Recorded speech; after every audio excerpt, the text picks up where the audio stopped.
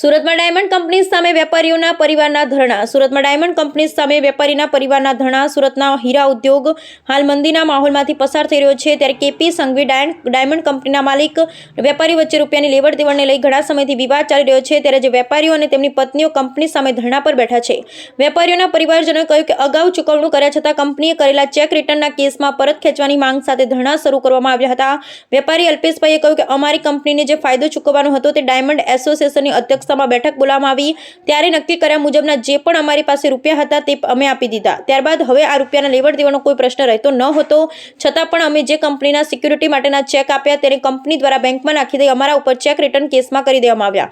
અમારી આર્થિક સ્થિતિ ખૂબ જ ખરાબ છે, અમારી પાસે કોઈ મૂડી નથી. વરાછા રોડ વિધાનસભા ધારાસભ્ય કુમાર કાનાણી કહ્યું, વેપારીઓ દ્વારા કંપની પાસે દલાલ હસ્તક વેપાર કરવામાં આવ્યો હતો, પરંતુ 6 વર્ષ પહેલા વેપારીઓને નુકસાન થયું, જેથી ડાયમંડ એસોસિએશન ખાતે કંપની અને વેપારી વચ્ચે બેઠક થઈ અને પંચ બોલાવવામાં આવ્યા.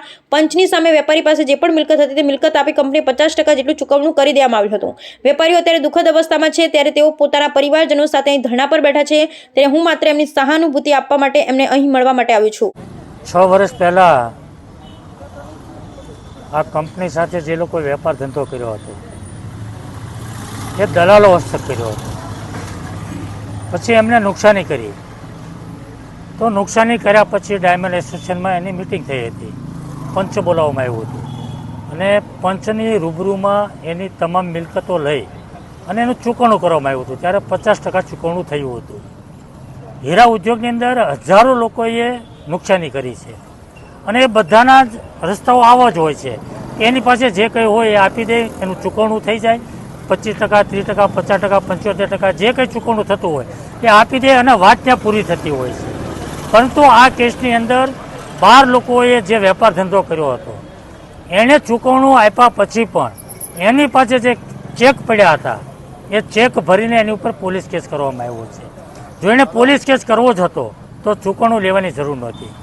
જે કંઈ વેપાર ધંધો થયો દલાલ હસ્તક થયો છે, ચૂકવણું પણ દલાલ હસ્તક રહ્યો છે અને આ પરિવાર ઉપર કેસ કરવામાં આવ્યો છે. પતિ પત્ની બંને ઉપર કેસ કરવામાં આવ્યા છે, 12 પરિવાર ઉપર. તો એ બંને જો જેલમાં જાય તો અત્યારે ખાવાના ફાફા પડે છે, છોકરાઓની ફી ભરવા માટેની પૈસા નથી એ લોકો પાસે. તો બંને જો જેલમાં જાય તો છોકરાઓ રોડ પર આવી જાય, રજળી પડે. માનવતાની દ્રષ્ટિએ પણ જોઈએ.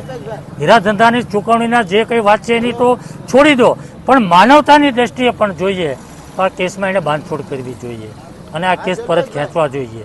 આજે એ દુઃખી લોકો જે છે એ આત્મહત્યા કરવા કોશિશ કરે અથવા તો એ કંટાળીને એ મરવાનો પ્રયાસ કરે અને દુઃખી લોકો અહીંયા ઉપવાસ ઉપર બેઠા છે, તો એના દુઃખમાં ભાગી થવા માટે એને મળવા માટે હું આજે અહીંયા આવ્યો છું.